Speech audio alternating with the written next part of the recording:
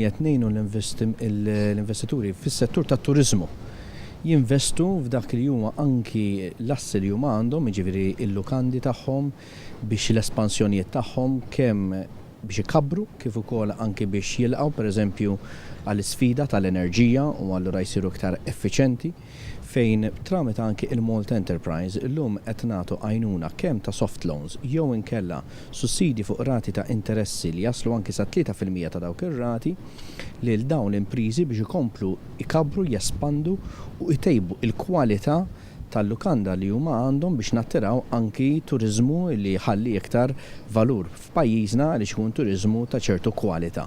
Il-Gvern jemmen li għandna jkollna industrija turiżmu illi tkun waħda viabli, ġifieri waħda li tħalli l-profitt tal-operatur li jista' jkompli jkabbar, jista' jkompli investi.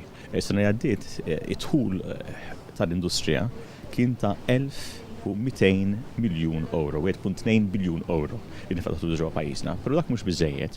Irridu naraw nagħmlu sforzi biex naraw kif nistgħu naqsu l-operating costs tal-operaturi biex ikollhom iktar profitti. Ħajkunu ta' ħafna għajnuna l-investimenti li qegħdin naraw li għandhom isiru huma signifikanti.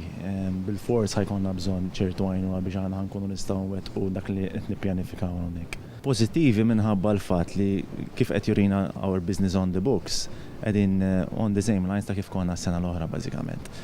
Nafu li hemm riċessjoni barra, qed nifhmu li hemm id-diffikultajiet, fil-fatt qed jiġi anke trasmess fil-pattern ta' kif qed nirċievu l-bookings.